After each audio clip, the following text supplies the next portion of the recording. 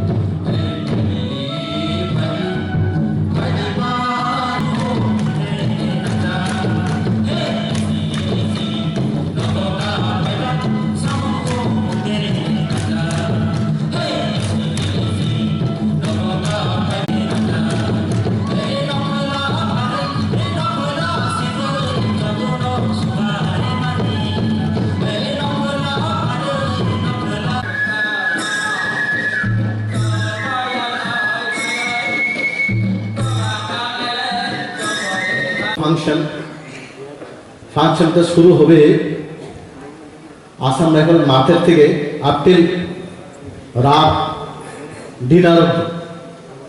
এটাতে বিভিন্ন schedule chalk out করা হচ্ছে।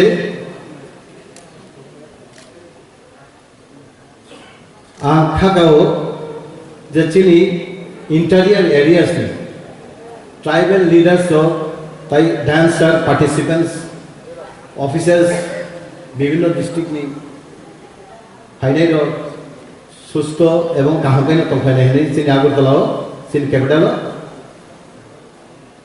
যে কোনো জায়গাও নংনি শর্টেজ তলফাই চিনি ডিস্ট্রিক্ট ওয়েলফেয়ার অফিসার তুলো বেনি নলেজ যে কোনো সময় তুমি ফেমানো ইমিডিয়েটলি অ্যাটেন্ড হয় চিনি আমার প্রস্তুতি তুমি ডিস্ট্রিক্ট ট্রাইবাল ওয়েলফেয়ার অফিসার কিছুক্ষণ আগে সঠিক কথা বলেছিলেন যে India is a subcontinent, India এক মহাদেশ। সারা ভারতবর্ষে মোর দেন 6000 ডায়ালেক্টস আছে, স্পোকেন ডায়ালেক্টস, ল্যাঙ্গুয়েজ না ডায়ালেক্টস, ল্যাঙ্গুয়েজের মধ্যে আবার ডায়ালেক্টস আছে।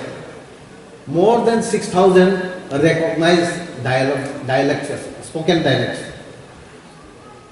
এটার মধ্যে আমাদের কগরগই একটা আমরা দেখেছি just few days back Kokborok day পালন করা হলো।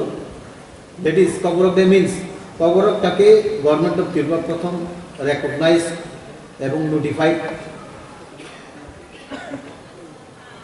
Notified date, declared date.